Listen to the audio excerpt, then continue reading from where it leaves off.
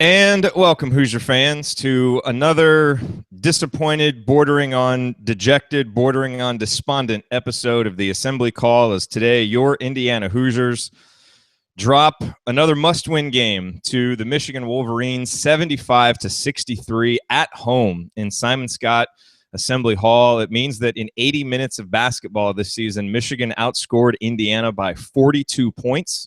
It is Indiana's fourth loss at home at Simon Skjodt Assembly Hall this year, and you have to think it all but ends Indiana's NCAA tournament hopes, barring a miraculous and certainly unexpected run in the Big Ten tournament.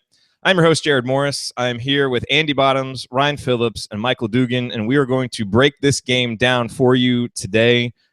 Just a thoroughly disappointing performance from Indiana. And as we'll discuss here in a little bit, I thought hearing Tom Crean's comments to Don Fisher before the game, he sounded like a coach a little bit on edge and a little bit worried about how his team would play. And if he was indeed worried, especially about how the starters would play, those worries certainly came to fruition. But we start the show out the same way every single show, and we're not going to change it now just because the team is struggling. We will start with our Hoosier Proud banner moment. And fight with all of our might to find something positive from this game to focus on. And actually, I don't think it's too hard to find something to focus on from a positive standpoint for Indiana. And it's De'Ron Davis, who once again was a bright spot in an otherwise really, really dark month of basketball for Indiana. But I thought what we saw from him, certainly in the first half, and then at the beginning of the second half, when Indiana actually showed a few gasps of life, a few breaths of life, that maybe they could come back and maybe they could salvage something from this game, it was because of De'Ron Davis, who scored the first 5 second-half points for Indiana, helped Indiana cut it to a 6-point game.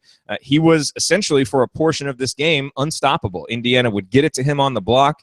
He was effective. He has improved at his ability. He's been good all season at backing guys down, being patient, getting himself into a position to score, but he's getting more effective now in the second half of the season at getting the ball up on the rim and actually scoring or getting fouled and getting to the free throw line. And that is a good sign for Indiana, because while this season certainly seems like it is over for all intents and purposes, in terms of making the NCAA tournament and all of those things, as you start looking to the future, De'Ron Davis continues to look like a really solid building block to build around. And again, it wasn't a perfect game for him today, but 13 points. He did have a couple of offensive rebounds. He struggled more later in the second half when Michigan started doubling him more and then didn't play a ton down the stretch. But I thought for a stretch there, he was as impressive as he's been all season, and a continuing bright spot for this Indiana basketball team. And today's banner moment brought to you by our friends at Hoosier Proud, an Indiana-based brand by Hoosiers for Hoosiers. Connor and the team at Hoosier Proud offer a line of T-shirts and accessories that are unmatched for anyone who wants a unique, stylish way to display their own pride in being a Hoosier. Check them out at HoosierProud.com and use the promo code ASSEMBLY to receive a 15% discount on your entire order. That's promo code ASSEMBLY to receive 15% off at HoosierProud.com. They actually have a really, really awesome Abe Lincoln T-shirt, which is great as we celebrate Abraham Lincoln's birthday. They also have a cool Assembly Call zip-up hoodie, which is new on there in the Assembly Call section. So definitely go check them out. Again, that is HoosierProud.com. Alrighty, well, let's make the extra pass, find the open man, and get some opening thoughts from the rest of our team. Andy, over to you, your bottoms line on another disappointing Indiana loss. Well, Jared, I commend you for still trying to find a positive to come out of these in the banner moment. So yeah, dude, what are you doing? You don't have to do that anymore. We'll absolve you. To your character, because I'm not sure Ryan and I are going to be able to be so positive. I mean, it all comes back to the same thing we said the other night. This team is at a point where the stars have to be stars, and they were anything but today. And that's not an indictment of these kids, but they did not play well again. Blackman, Johnson, and Morgan this time. It was really Blackman and Johnson again in the Purdue game, but they finished 7 of 22 from the field, 3 of 14 from 3-point range between the 3 of them, and scored 19 points, and none of them more than 8. And you need look no further than the first half when IU really fell behind, really came out, didn't seem to really want any part of the fight that Michigan had clearly brought to the game. And Johnson and Blackman were both scoreless in the first half. Johnson, I don't think, even took a shot. And I think while some of Blackman's question marks could be injury related, is he still struggling with the knee, which I think he probably is to a certain extent. Johnson's appears to be somewhat a crisis of confidence. It seems like at times that there were shots it seemed like he would normally take that he didn't.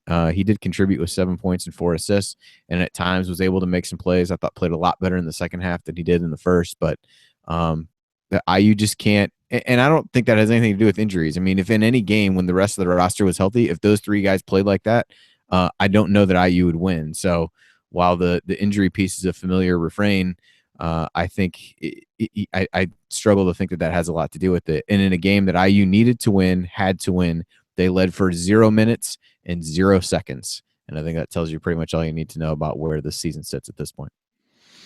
Ryan, over to you. Your rant brought to us by thebiglead.com. I tweeted this out, and I think it stands true. I tweeted out about midway through the second half. I just said this is unacceptable from everybody. There was, you're right. Deron Davis played a nice game. Other than that, there was nothing acceptable about today's loss and about the way they played. And there's nothing acceptable about losing 4 games at home this year. Maybe they should take the Simon Scott off of Assembly Hall and just go back to calling it Assembly Hall. And maybe that's the issue. I don't know. But this team we could be like Duke and just not let the team into Simon Scott Assembly Hall. Yeah, take off the logos, all that stuff. Clearly that worked for them because Coach K is such a wonderful guy. But hey, it's a rant. I'm allowed. There's going to be Coach K before the first break. That's how you know things have gone bad with an Indiana. Hey man, game. It's a rant. People are I don't know if you heard, but but Duke's back. Big redemption story. So not sure if you picked up on that. Yeah, really, really great that a team full of 5 stars is being the plucky underdog now. This is just unacceptable. And I think that the unacceptable part is that this team hasn't gotten better. I mean, yeah, you're missing guys and there are injuries. And we talked about that on the radio show. We talked about that last week. And yeah, that's going to impact the team and it's going to impact the team's ceiling. But this team should still be beating Michigan at home. I mean, there's no question about that. Michigan is not that good. 16-9, 6-6 in conference. I mean, this isn't a Purdue or a Wisconsin where they're blowing the doors off people. Except for IU, apparently. It's unacceptable, top to bottom, and you've got to start thinking now with the talent level of this team being 15-11, 5-8 in conference, and looking at a long, long road to get to the NCAA tournament. Now you got to start thinking long term, and you got to start thinking about possibly making a change because this program has been too up and down for too long.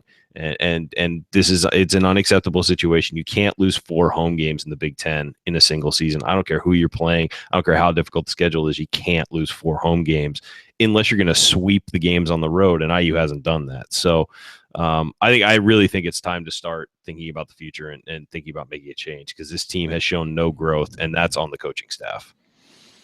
It is. All right, let's go over to Michael's Minute with Michael Dugan, brought to us by the Hoosier Life. Michael, you did not go to today's game, obviously. I'm sure you're not regretting that decision terribly right at this moment. Not at this point in time, no. And I fully anticipate that there will be a lot of criticism for the remaining hour, 55 minutes, whatever it is of this show. So I'm going to try and do something a little positive here. I want to talk about Josh Newkirk for a second. You're welcome, Jared.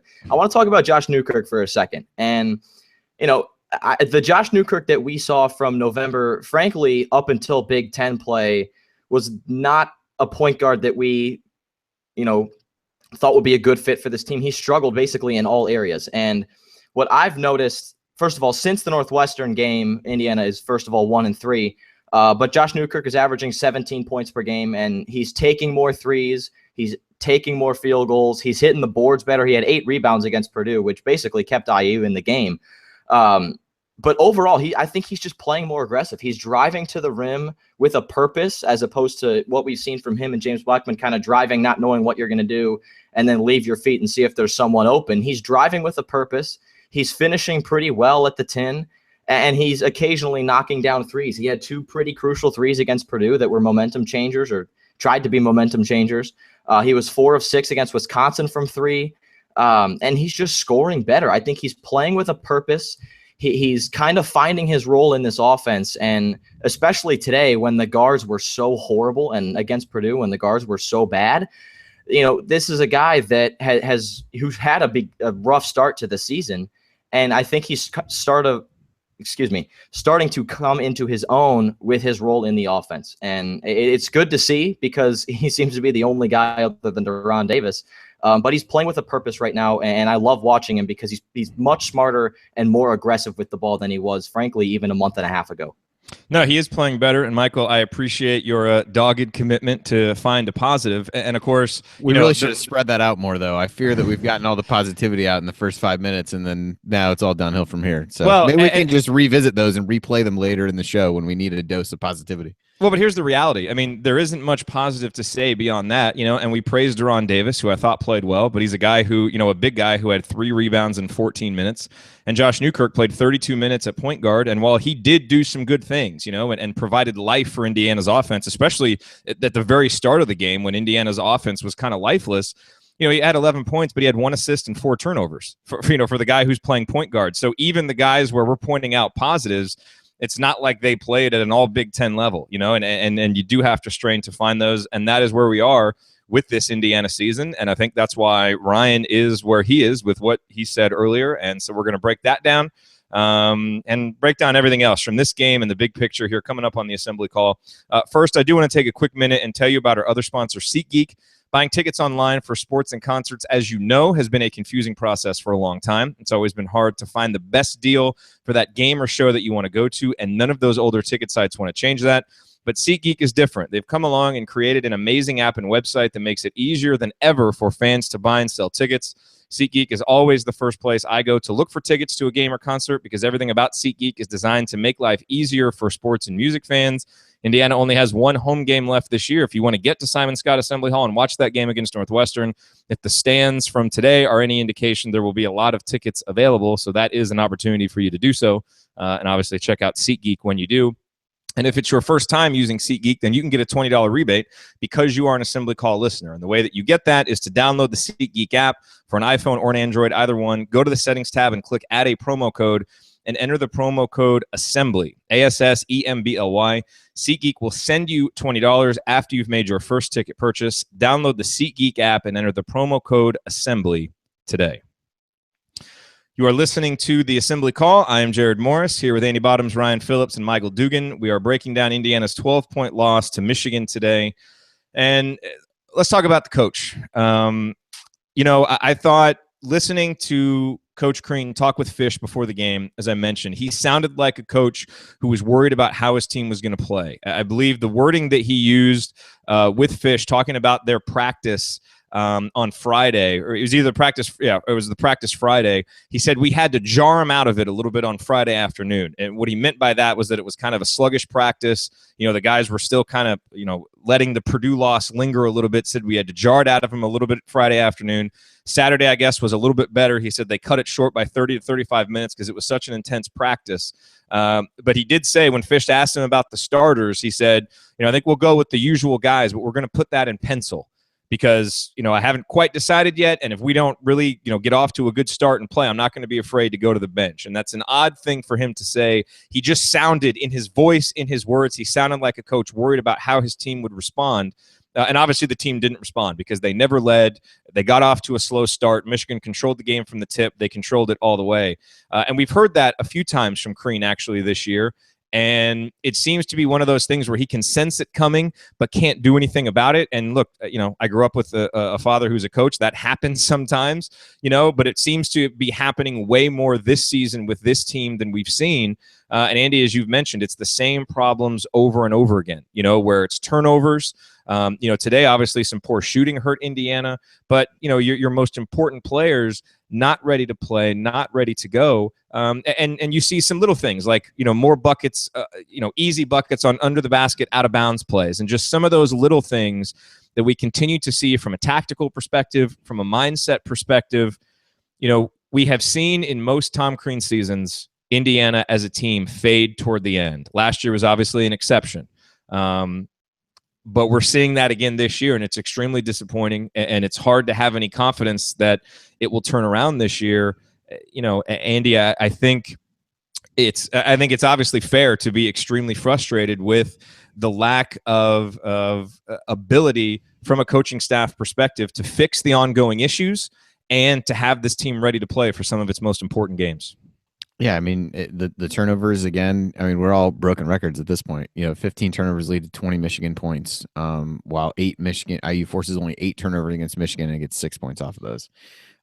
Michigan in the second half, I thought really allowed IU to hang around by taking 3-point shots, which to me seemed ridiculous. That with the ease with which they were getting into the lane. I mean they were 11 of 16 on twos in the second half, and they just got the ball wherever they wanted it, whenever they wanted to, and it was all based on the same things. It's ball screen defense, it's overhelping, it's poor rotations, it's a guy driving in from the 3-point line, and not one guy is close enough to try to draw a charge. And then offensively, I think, again, I'm not sure how much injuries have to do with this. I mean, I think offensively they've regressed as well, because even in stretches where they played well on defense, they couldn't take advantage because the offense was so stagnant that it seemed like a pretty good formula whenever they got the ball inside to Deron Davis, or in the occasion when Thomas Bryant was in the post in this game. They were able to take advantage and find guys if they would cut to the basket. The problem was that there were multiple possessions where you've got guys just standing in one spot, and even multiple possessions they dump the ball into Davis, and you got 4 guys standing around the 3-point line, not one of them moving, not one of them looking to do anything. And so for all the discussion around taking care of the basketball and getting better on defense and hard cuts and all that stuff, you don't see it. You continue to not see it. And I think when you start looking at the crowd and the kind of apathy that seems to be setting in from the program standpoint, you need look no further than that. Show me how you've gotten better in these areas with whatever personnel you've had. And while we kind of hung our hats on, the defense looked better these last few games, that really wasn't the case today. I thought IU only did well defensively when Michigan made poor decisions, a lot less so than because of things that IU was doing. Yeah, I agree. Shoot, there was that, where this game was lost for Indiana in a lot of ways is there was a stretch from the under 4-minute timeout of the first half to the first TV timeout of the second half where Michigan scored a grand total of 5 points. They were up 33-20. They had 38 points at the under 16-minute timeout. Indiana only scored 9 points in that entire stretch. I mean, there was that one stretch where Indiana got 4 or 5 stops in a row, and they just kept missing shot after shot or turning it over. And it was just like the basketball gods are smiling down upon you, saying, despite how poorly you're playing, we're going to give you a chance to come back. But Indiana just couldn't take it. And lack of execution, lack of confidence, all these things rolled into one. Ryan, there was a comment made during the game by the announcers. And obviously we've heard about the injuries. We know about the injuries. Indiana has dealt with injuries more than most programs. There's no question. But the announcers kind of made it sound like injuries almost excused everything. It's like when Indiana's had so many injuries, of course they're going to lose like this. And of course they're going to, be outscored by, 42 points over 80 minutes against Michigan. That's kind of how it came off. And I just thought to myself, the injuries are definitely a reason why Indiana hasn't played as well. It's a reason why, the ceiling isn't as great. And it's a reason why they've been out of sync. There's no question injuries hurt, and they've hurt the on-court chemistry of this team. But they are not the most important thing. They are not the big story of this season, because the injuries, Indiana was the seeds of Indiana's poor play you could see before the injuries. The big issue has been a lack of fundamentals and a lack of ability to improve the most glaring of weaknesses.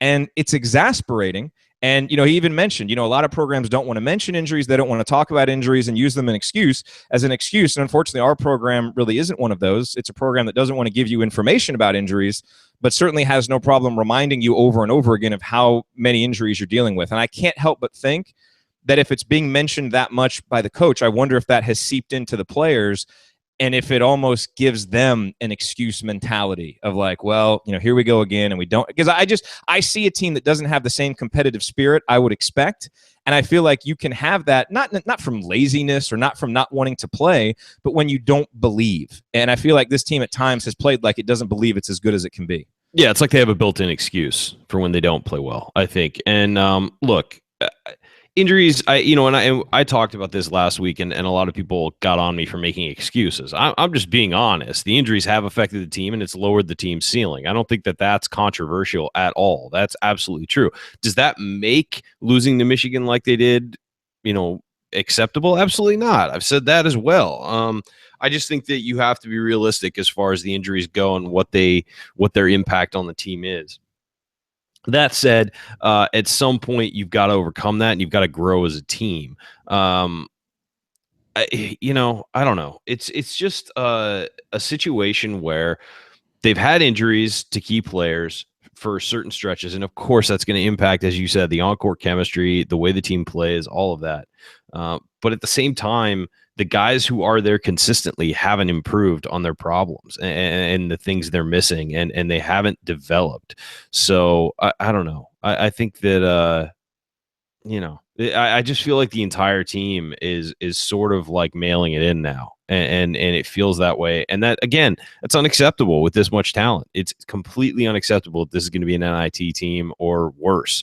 Right now, who knows if they can even make that with their upcoming schedule? That's really difficult. And you look at the way they're playing.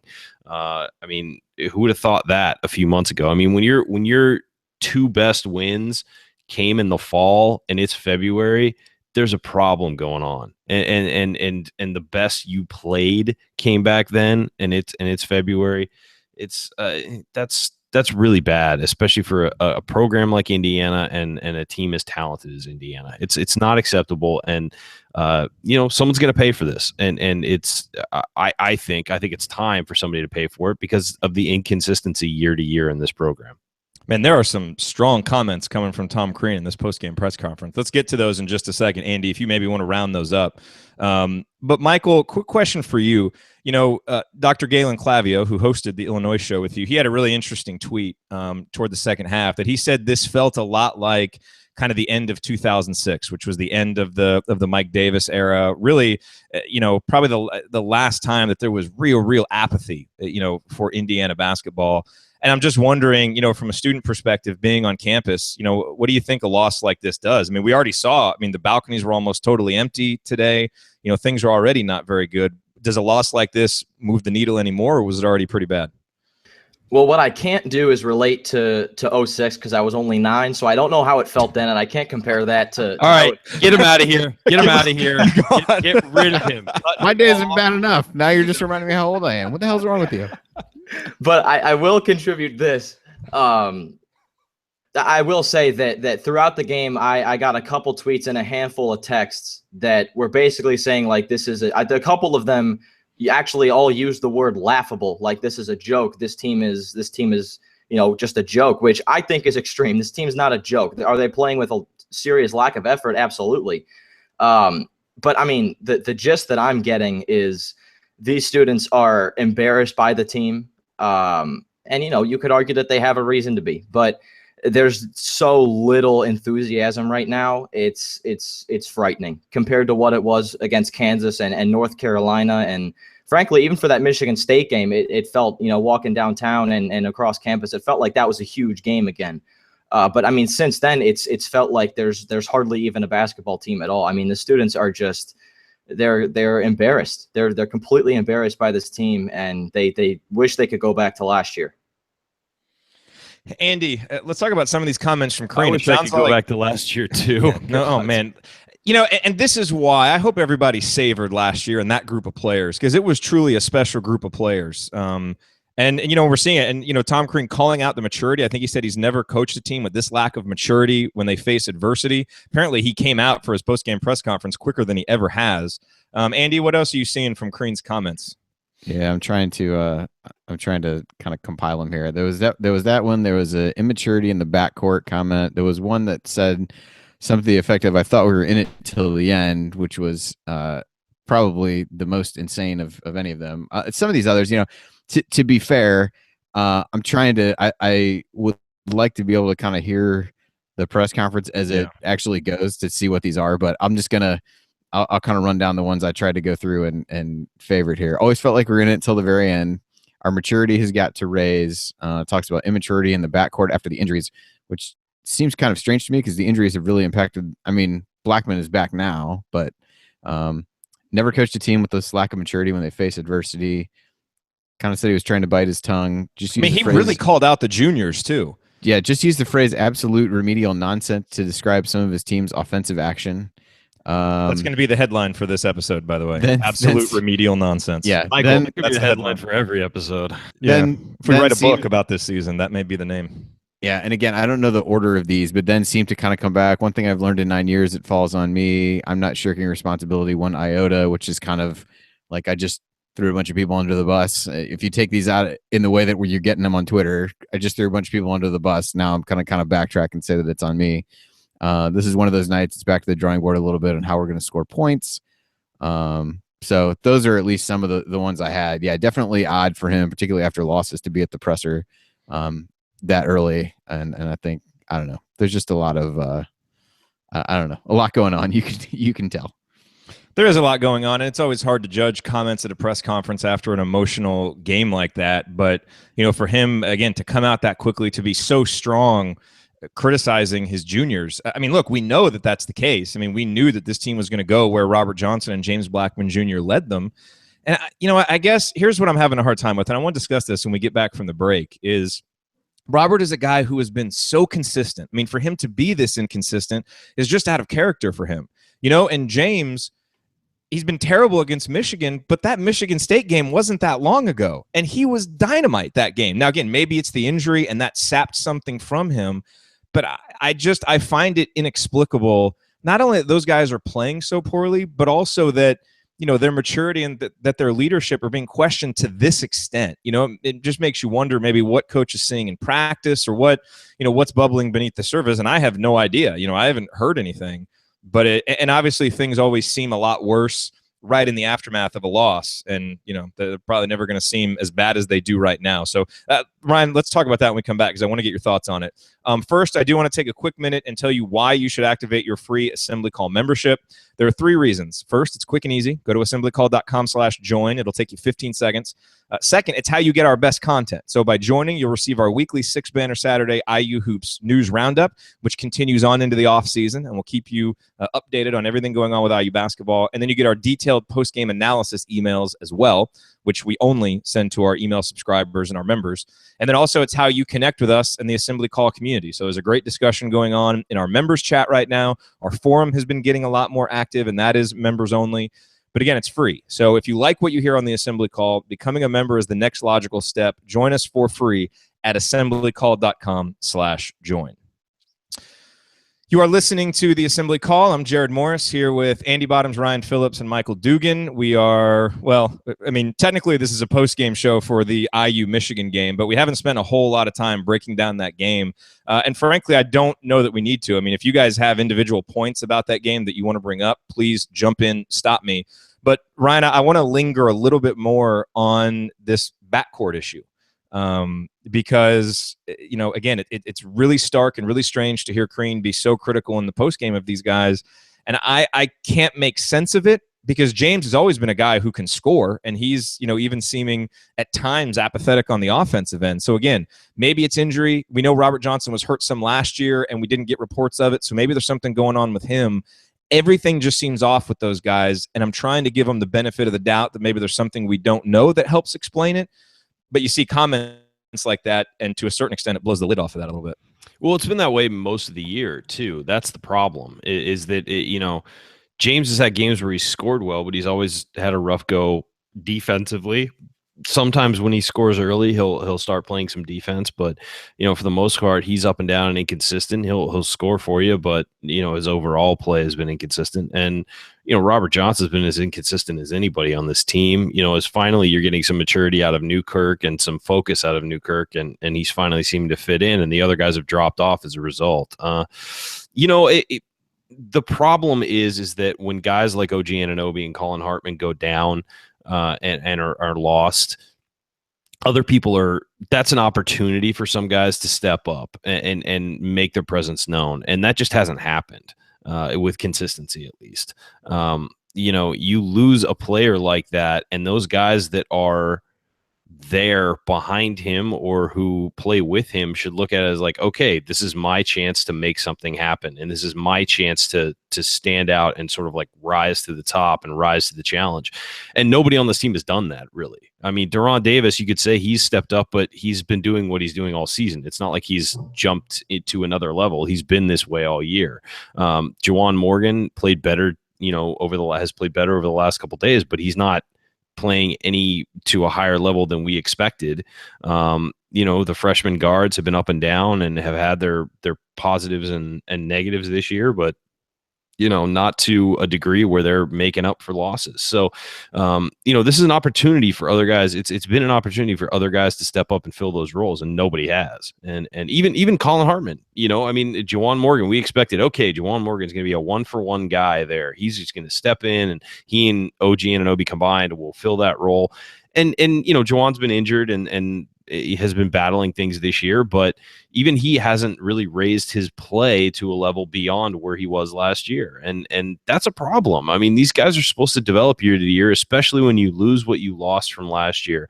And then somebody has to step into a leadership void. And that just hasn't happened. And that's on the players as much as it is on the coaches. I mean, these kids have to see an opportunity and jump in. That said, it could be possible the coaches aren't fostering an environment where these kids feel comfortable stepping up and jumping to that level. So it's hard for me to really hang this all on the players, but the players certainly share blame in it as well.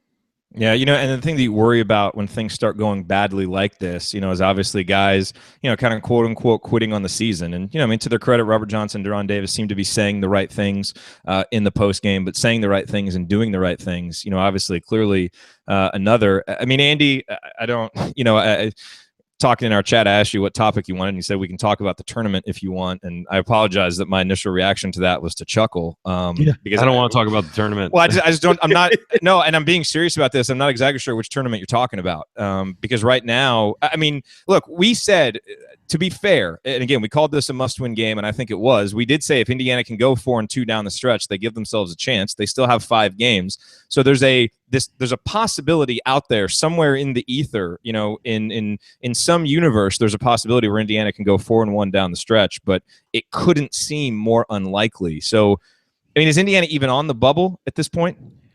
Yeah, I mean, I think they are in the sense that, it's a pretty weak bubble this year, but you certainly, to really feel like at this point, again, you're still projecting forward, but you just can't see a scenario in which this team wins the games the number of games it would need to win down the stretch, to get in based on how they've played of late. The reality is that, they've beaten one tournament caliber team, and that was Michigan State. And I would argue in another year, they'd be much closer to the edge of the bubble than they actually are. I mean, they've beaten essentially one good team since November 30th. There's not too much you can say about that. They've lost 5 out of 6. Could very easily have lost both games to Penn State, and it's just hard to see a team playing this way being able to accumulate the wins that they need to accumulate from here on out to get there. But I think for now they're still hanging around, but certainly a tough argument to make just in terms of, they're 15-11, 5-8 in a down Big Ten.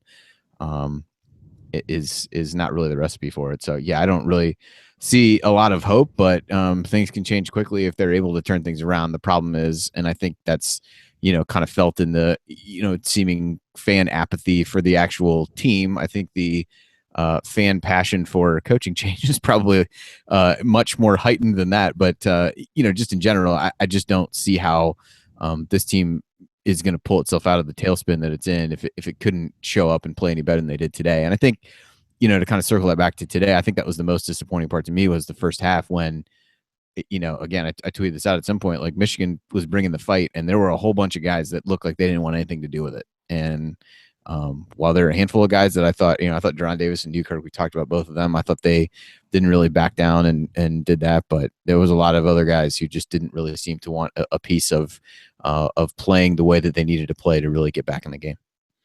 And the thing is, like, where does Indiana basketball go from here? Because, I mean, just think about how manic the last 2 seasons have been. I mean, in mid-December of last year, it seemed absolutely crazy that by March we'd be talking about a team that won the Big Ten by 2 games and Tom Crean is Big Ten Coach of the Year. And just like it seems crazy right now that on February 12th, given where this team was in mid-December and how that turnaround happened last year, that we're, entertaining these conversations about, coaching changes on a post-game show, which we never discuss on post-game shows, but where else are you going to go with how the team is playing right now? It's kind of, it's crazy, to be talking about a new direction, but the program is just so manic. There is no stability. And I don't know what we really hang our hat on as a program. And I'm not sure where the hope is moving forward, because I guess you can look at it that next year, and again, it would depend on which guys stay. Maybe you have a senior or two, but these are seniors that you haven't been able to count on for leadership. So do you expect the light suddenly to go on for them? In some ways it went on for Yogi, so maybe that's a reasonable expectation. But the recruiting class is a group of solid players, but no one that seems to be a game changer as a freshman. And Ryan, I think this gets back to what you said to kick off the show. I mean, it leads you to a point where you certainly understand I understand why some fans are feeling apathetic. We've put ourselves in this position of hosting a post-game show that even if we decided that we were apathetic, we kind of can't. So it helps to anchor us and ground us maybe a little bit more. I fully considered calling in today and being like, nah, I can't do it today. Yeah, and again, that's naturally not us. That's why we have this post-game show, because every game matters for a program. And just because Indiana may not make the NCAA tournament, these last 5 games matter. I mean, every win and loss matters. And I guess that's where I'm at. Like, I don't know where to go next. It is hard to see the silver lining right now from a program perspective, given what we've seen and given the manic nature of the program and the absolute roller coaster. Yeah, no, I mean, if things don't turn around dramatically over these last 5 games, I think it's fair to say that this is probably it. I'm not going to get into the technical aspects of a buyout or things like that. That's just stupid. That's for other people to worry about, not us. What I would say is that I think that, as you nailed it, said, what do you hang your hat on as a program? Well, player development, and player development's been really good under Tom Crean. He's recruited well. I know there's a group of Indiana fans that say, well, he doesn't recruit the state well. Well, I don't care if he brings in the best players from the state. I care that he brings in good players, and I don't care where they're from. And quite frankly, he's done that. The recruiting has not been an issue. Player development hasn't been an issue. Academics haven't been an issue. I mean, he brings in kids who are, other than a few notable exceptions. I'm gonna stop you because, okay, I think some of the recruiting concerns have been overblown, but also the fact that we have swung and missed on so many high caliber guys, especially the last 2 recruiting rounds, that hurts.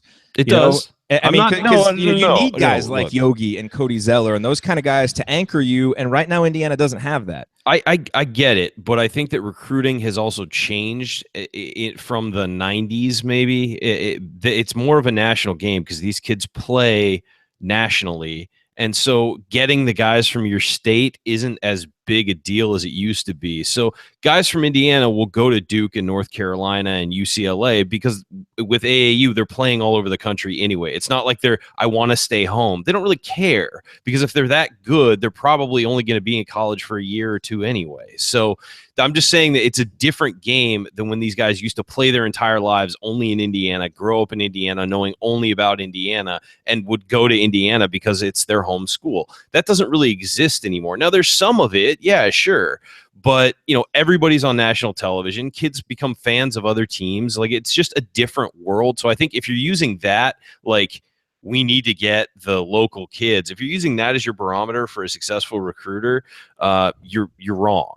I mean, you just need to get good, solid players. And quite frankly, I prefer getting players who are going to be there more than 1 year. I know some people love doing the one and done thing. Maybe you need to do the one and done thing to win a national championship these days. I don't know. But recruiting hasn't been the issue. And a lot of people, but you also have to recruit to your style and to your program. I agree. And Crean needs elite talent. Elite talent can flourish under Tom Crean at times, if there's a good internal structure and some of those things, and that hasn't been there, and you're not coming. You're preaching to the choir. What I was going to say was people are harping on recruiting, they're harping on this, whatever. The things that have been good under Tom Crean are, frankly, recruiting, player development, and academics, and bringing in, for the most part, aside from a few notable exceptions, good kids who do what they're supposed to do, as athletes. The problem has been all the on-court stuff, and it's been wildly inconsistent. And it's been, when there's a leadership vacuum, his teams flounder. And that's happened. And you know what? There are going to be years where you don't have super strong leaders, and you've got to get through it somehow. And he has not been able to figure out how to do that.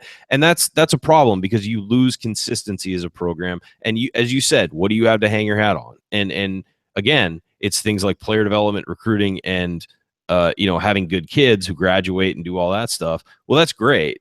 But at some point, Northwestern's had those things, has had some of those things for a long time, good kids who graduate and all that, but they're not being successful at an elite program like Indiana. You've got to be able to do it all, and you've got to be able to do more consistently than Indiana has done in the last few years. And I will say I agree with you in general on the argument about not recruiting the state, but the facts are the two biggest recruits for Tom Crean were Cody Zeller and Yogi Ferrell, who are both in-state guys, both totally true guys. And I agree, and I understand that, and I understand the push from people in Indiana to want to have Indiana kids. I get it, but at the same time, if you're missing out on a certain guy and you get a comparable guy from elsewhere, I don't find that a problem. I find we that just got to get the comparable guy. Exactly. No, and that's what I mean. I mean, clearly, Cody Zeller and Yogi Ferrell were two recruits you can't miss on because of what they would have meant and how they would fit the system and all that stuff. But I'm also saying that just recruiting your state and throwing a wall up around the state is not the key to winning basketball games at the NCAA level. Well, Andy, your thoughts on this? Well, I think that's true. I think it's exaggerated by a couple things. One, when Crean first came in, he made it a huge focus and talked about locking down the state and all that kind of stuff. So it was a huge deal initially, and now it's kind of like, oh, well, that's not a big deal. I don't need to do that anymore. Obviously, he's not saying that, but I think that's one thing where he set the expectation that this was a priority, and it has become less so. Two is then you play against other Big Ten teams, and it magnifies itself when a parade of Indiana kids comes through and just beats the hell out of you, like Zach Irvin did today, and in the first game. And you got Swanigan as an Indiana kid who there was no chance of IU really getting him. I don't believe in the long run, but again, there's he's from there. The Bryant McIntosh thing has probably been a little bit overplayed, but again, he's the exact. You look at him and say this is the exact kind of guy that this year's team needs. And so I think some of those things do get magnified in that regard, but I think a lot of it was, kind of setting it up initially of this was a focus area and it was really important. And then all of a sudden it's not. Well, let's also remember, let me just step in real quick. Let's also remember, it's not like he's not recruiting kids from Indiana. Sometimes you just miss on guys. I mean, and he went after Wilkes. A lot of people thought Wilkes was coming, but Wilkes was locked into Indiana for a long time. I mean, that was one where they went extremely hard after Wilkes, and he changed his mind late. And we can get into that another time, but he changed his mind late and went to UCLA. So, but it's not like they're not going after these guys. I mean, sometimes you just miss, and sometimes guys have other opportunities they see that is a better path to like the NBA or something like that, or they want to be one and done, and Indiana doesn't really do the one and done thing. And I think the issue is, for a program like Indiana, take a rough loss at Wisconsin. Like you can maybe in an isolated incident take some positives from that and say, oh, that's, kind of a moral victory. In an isolated recruitment, you can say, oh, man, we didn't get that guy, but we've got these other guys. The problem is it feels like we're having to make excuse after excuse after excuse for these isolated incidents that have actually become a really negative trend for the program. And that's what's created the apathy. That's kind of what's created the lack of hope. And it doesn't, I often get this argument, Crean is such and such, if you take out the Zeller years. Well, that's dumb because you don't take out the Zeller years. Cody Zeller believed in Tom Crean and came to Indiana. Like it's all part of it. It's not like everything has been bad. But certainly when you see these trends and they just don't show any sign of improving, the empirical evidence stacks up at some point. Michael, let's get your thoughts on this real quick, and then we'll start getting into last call. Yeah, I think it's kind of a combination of two things you guys have already talked about. I think part A of the frustration surrounding recruiting is that these guys from Indiana are going to other schools like Bryant McIntosh, like Zach Irvin, and they're flourishing. And people are saying, okay, well, at this point in time, this is what our program needs. And it'd be nice to have this guy, and he's an in-state guy, and we whiffed on him. And obviously that's frustrating. But again, like Ryan said, you can't recruit the entire state. You're going to miss out on some guys. And another part of it is like you guys said, trying to find that replacement when you do miss out on these big guys like Chris Wilkes. And Tom Crean has done that and he hasn't done that. He's flopped on some guys, but that's going to happen. There's only so many elite recruiters out there that can get their in-state talent and get the top guys from New York or Ohio or Virginia or Texas or California when their in-state guys flop. So I think that there's a lot of kind of unnecessary talk and criticism about this. You're going to miss out on guys if you're not a top tier recruiter, which there's only a couple of them right now in college basketball. So I think it's just a harsh reality that we have to deal with. And would it be nice if Crean could have snagged one of these two guys in the past couple of years that have flip-flopped last second? Yes. But, at the end of the day, there's only so much you can do as a recruiter. And I think he's recruited well for the most part. And by the way, I just want to say every recruitment is different. Yeah. So there are individual situations with every recruitment that can make one more acceptable of a loss, quote unquote, than others, and that certainly has been the case with some of these recruitments for Indiana. The problem is the trend. Let me say two things real quick on this, because this has become an issue with people online. I'm hearing about it a lot, and I think a lot of it is in the wake of the Wilkes thing, and people are really disappointed about that. Two things. One, kids who grow up and want to get out of the state of Indiana, like, no offense, I love Indiana, but if you got a chance to go to California or somewhere like that, or and experience something different, that's to a beautiful campus like UCLA, and it pains me to say that because I'm the opposite of a UCLA fan, but that's an opportunity for a kid to see something different and do something different. That mentality didn't exist 20 years ago for these kids when they were growing up, because all they knew was Indiana. They see the world now on these basketball tours they do with their AAU teams. On top of that, what I will say about Crean and recruiting is, if you're harping on Crean and recruiting, you're missing the big story. Okay, recruiting hasn't been the issue. This team this year is wildly talented. The issue is what's going on court, and how they haven't matured, and how they haven't played better and improved and gotten better. So if you're worrying about recruiting, you're missing the elephant in the room, and you're finding something to complain about that is easy to complain about, and missing what the big problem is. And I think recruiting is like injuries this year. Recruiting is not the story, but it's an issue. It is an issue. Okay, it's just not the biggest one and the biggest contributing factor. And I think that's fair. If that's the one you're harping on, though, you're missing the bigger point. And the bigger point is that this team looks lost, like teams before last season did for a few years. I mean, look, the problem is we just have too many choices for what to harp on. I guess. I mean, but last year, let's face it, last year was one of the most special years I've had as a fan of any sport, of any team ever. It was a wonderful, amazing year. And it turns out that it was probably a singular event where a bunch of forces came together, like great senior leadership, like having people in the right position for this system, and it came together and created this really amazing ride that we all went on together. That's over now, and it's clear that this team is more representative of what we're going to get, and that's what the problem is. And I think that that's what people are sad about. And that's what they should focus on, instead of all this ancillary stuff about like recruiting and how Tom Crean does his handshake line and his post-game comments. Like, that stuff doesn't matter in the long run. What matters is the on-court product, and you can have bad recruiting classes and create a good on-court product. But that just hasn't happened, and I think that that's the thing people need to focus on and worry about. Yeah, I think the recruiting comes into play, though, because when we talk about the apathy, like, everybody's kind of done with this year. So then your next logical place is to turn and see what's coming up next year. And when you look at it from that perspective, you don't really, well, one, you have no idea who's going to be on the roster because they're oversigned by 2. You don't really know. You certainly have reason to believe that there are guys who could go pro, but don't really know. So you don't really know what your roster is going to look like. And then you're looking to see from a recruiting perspective, are there things on there that are really going to improve the issues that this team has? And I'm not convinced that most people think that there are. I am not any kind of authority on recruiting or knowing what to expect from a lot of these guys, so I'm not going to present myself as such. However, when you look at guys taking care of the basketball, really having leadership, you're probably not going to think a freshman leader is going to come in. Do you really have guard, ball handler, point guard type players coming in? No. And so it just leaves you, I think, to wonder that much more about, the future, the roller coaster, the, wild swings one way or the other. And it actually doesn't make you feel great about the pendulum swinging back in the other direction in the same way that, it swang last year, as you said. Hey, Ryan, you mentioned last year, in comparison to how that team was being advertised in mid-December, how would you say that they finished the season?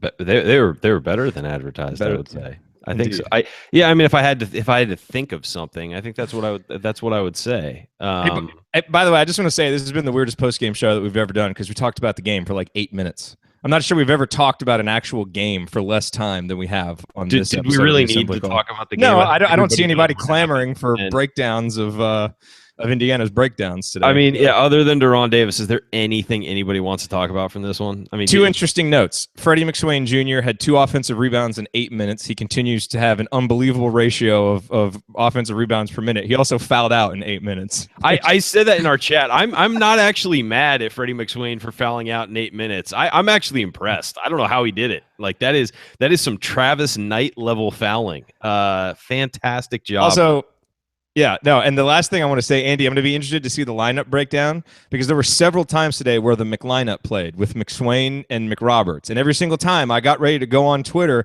and every time it was at least the first possession each time they played, they scored, and that's always been the issue is them offensively. I know they scored at least 8 points with those two guys on the floor together. So, and when you're Tom Crean and Blackman Jr. and Robert Johnson aren't scoring and Thomas Bryant's not scoring, I can't even be mad that he went to that lineup with us down 10 needing offense because it wasn't getting it anywhere else. So, yeah, no, I'll have to look at that. There were just a lot of lineups, period, today, I would say, but I don't know how those shook out specifically. So I'll see if I can get that answer for you quickly here.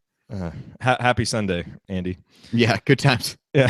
All right. Well, coming up on the assembly call, we will get to last call, address any lingering issues that any of you three have, and we'll deliver our final thoughts. And our final thoughts in last call, of course, brought to you by our friends at Yogi's Bar and Grill in Bloomington, where you get 10% off of your food during IU basketball games. Yes, that's 10% off of your entire food order during games at Yogi's, and there's still at least 6 games left. So get to Yogi's, take advantage of that, and then hang around after, have a beer, and watch the assembly call because we are there on the being played on the screens. You can hear the audio too after the games. The assembly call IU postgame show at Yogi's. So last call coming next, brought to you by Yogi's. Stick with us. All righty, you are listening to the Assembly Call IU postgame show. I'm Jared Morris here with Andy Bottoms, Ryan Phillips, and Michael Dugan. Breaking down Indiana's loss to Michigan. We are all obviously exasperated and disappointed by what we saw today. And so, in a sense, I kind of apologize for the lack of actual game breakdown that we've given you today, because that's typically what we focus on during these shows. But that's just kind of the natural way this show has progressed. I mean, we haven't really been interested in talking more about another really disappointing on-court performance. And I'm not sure that you all really wanted to hear more about that anyway. So hopefully you have enjoyed this discussion as we've gone on. Guys, anything lingering from the game or big picture that you want to get into before we get to last call? Speak now. Nothing? Okay. I'm done.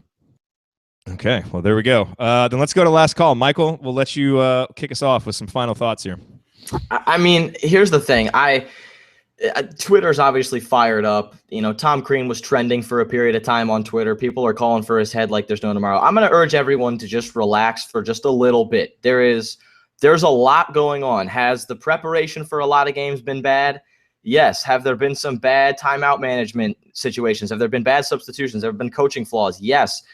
But this team is 2-5 since OG went down. And OG was one of the biggest X factors on this team, if we could even call him an X factor anymore. He was one of the biggest contributors to this team. And we know James Blackman's been hurt. Maybe he's not 100% still. He's given it all he can, while he still can. So, we can talk about the X's and O's forever.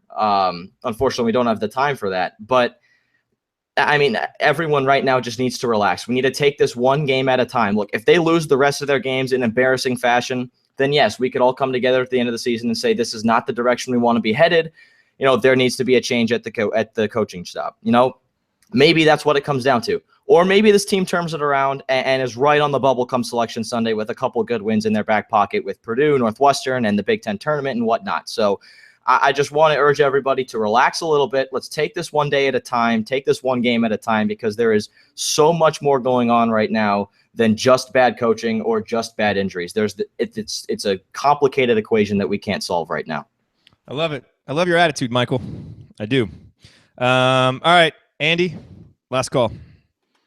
I like that Michael's getting ready to step into your shoes, Jared, if you cannot manage to maintain your relentless optimism after the course of the season. Just so pushing him out the door. It's good to have someone in waiting, just in case. So to answer your prior question, I'm not sure this will make anybody feel any better. The McLineup played together 3 times, +5 in nearly 3 minutes of action. So if you want to look at it this way, those groups were +5. All other lineups were -17. There are 4 IU lineups to do better than outscore Michigan by 2 or more points. 2 of those 4 featured the Mick lineup. So Nothing about this season makes sense officially. That apparently is not the issue, and perhaps I should just leave it at that because I think that's perhaps the greatest small sample size explanation for this year. It's just and let me just reiterate about that. I always hesitate about that because I don't want it to sound like a knock on those guys, but it is a testament to those guys how hard they play and the fact that they just hustle themselves into good plays. And I think if more folks on the team would lead by example with hustle and grit and determination to go make plays, we wouldn't be we wouldn't have the problems that we have. So I'm really glad that they shoved that constant commentary of mine right back in my face and actually produced today. Way to go, McRoberts, McSwain. Yeah, I mean, I really think Freddie has, really, if you start to look at guys who have kind of improved or been able to try to find a role as the season went on, I think he's another guy that probably falls into that category. But, not too much to say that we didn't already. Just a disappointing effort given the circumstances. And I really thought that effort for one of the first times of the year was more of an issue in the first half than anything else. I think they came out and tried to play hard and played harder in the second half, particularly on defense for a little while. But again, a lot of Michigan's decision-making, I think, really allowed IU to hang around. And even when there were chances for IU to capitalize on that, it always seemed like, a bucket here gets it to a, 3-point, 4-point game, and IU would have a terrible offensive sequence, and then Michigan would come down and hit a 3. And, kind of have these, multiple 5-point swings where, any chance they had seemed to get away from them. And so just really a disappointing effort given the circumstances, as I said. Disappointing loss, and we'll see if they can shake it off come Wednesday in Minnesota. Again, as we touched on the radio show, there are a lot of these games on the stretch that are winnable. The teams that are in them are not playing all that well, IU included, and not playing all that well. But again, I think we've officially reached the show me portion of the season before any of us can really feel great about IU being able to turn things around toward the back end of the season. While it certainly is possible, I think what we see on Thursday or on Wednesday will tell us a lot about how things are going to go from here. No question. Ryan, last call. Basically, my last call is just that something's got to change. This team has to pull off a miracle in the last 5 games to make the NCAA tournament. I don't right now have much confidence in that happening. It's on the guys in that locker room, coaches and players. It has nothing to do with their opponents. That's got to change. Has to all come from within, and they've all got to buy in and want to do that. And today and on the road at Michigan, it felt the same way. Today and on the road at Michigan were pretty much the same games as from a standpoint, as far as I was concerned, from an effort standpoint. It just seemed like there were guys on the floor who didn't want anything to do with the game. And that's a problem. And those guys need to figure it out. And if they want to be basketball players at Indiana, they've got to figure it out, and they've got to act like it and play like it. And, it's sad because of how much potential this team has. And it's almost like they don't realize how much potential they have, even without OG, even without Colin Hartman, even banged up. These guys have so much potential and could do so much and so many great things as a group if they would just believe in themselves. And they clearly don't. They don't believe in themselves. They don't believe in each other. They don't trust each other. And that's the one thing that last year's team had, is they always relied on each other. They always communicated. They always stuck together no matter what was going on. And they found a way to win games, even when they weren't playing their best. This team can't even win games when it does play up to a solid level, because it makes other mistakes for itself. It screws other things up. And so this team just needs to find itself if it's going to have any hope of making the NCAA tournament. And right now, I just have zero confidence that that's going to happen. And that's what makes me saddest about this whole thing.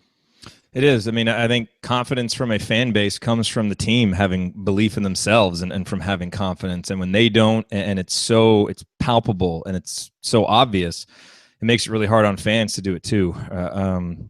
Getting lots of tweets and comments about, someone asked me, you guys have finally seen the reality of the program, and some tweets suggesting this is kind of like an overnight change in our tone and tenor, which I don't think is the case. I mean, we always try to be as balanced as possible.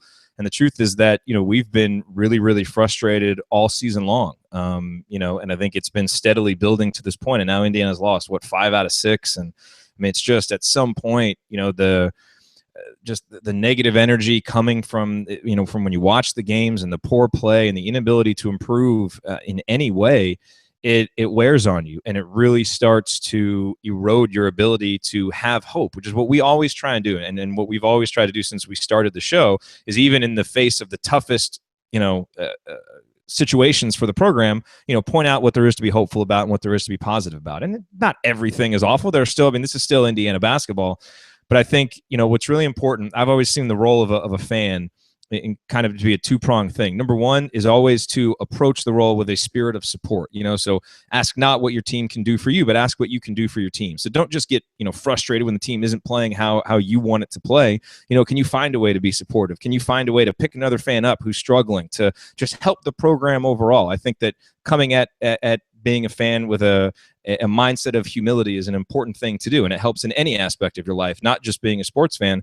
But I also think that our role as Indiana basketball fans is to uphold the standards of this program, because coaches come and go, players come and go, but the fans, we are here, and we will be here in 20 years, in 30 years. And that standard that we hold so dear, not just for wins and losses and championships and banners, but also for the ideals that we feel are important to this program. Having high character guys, academics actually mattering, all of those standards, we have to hold them as fans. We have to hold the program accountable to them as fans. And when any element of the program gets out of whack, it is up to us to voice our honest commentary on that, whether that be with our actual voices on a show like this, or however else, well-meaning fans choose to voice that they don't believe that the standards of Indiana basketball are being upheld. And I don't think that you can watch the recent play, especially of this team, over these, really for the last couple of months, and say that this is Indiana basketball. And so given that, I just don't think there has really been any other choice but for us to respond to a loss like this as we did today. So, it's still Indiana. There are so many elements of this program, the tradition, the resources, and the people in the program, so many of them, that make this a program that can get this thing turned around. We'll see if that happens this year. I don't think there's a whole lot of reason for hope. We'll, of course, keep watching and keep trying to find as many positives as we can, even if that gets harder to do.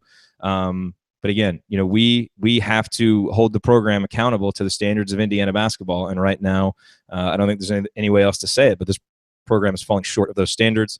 And hopefully that's something that we don't have to wait for next season to see turn around. Hopefully that's something that as soon as the next game, we can see maybe a little more light at the tunnel or some change. And it's unfortunate that we can't have more confidence in that based on the way the team has played. But that is where we are right now in the 2016-17 season. Our next game is Wednesday night, February 15th. It is a 9 o'clock Eastern tip against Minnesota on the Big Ten Network.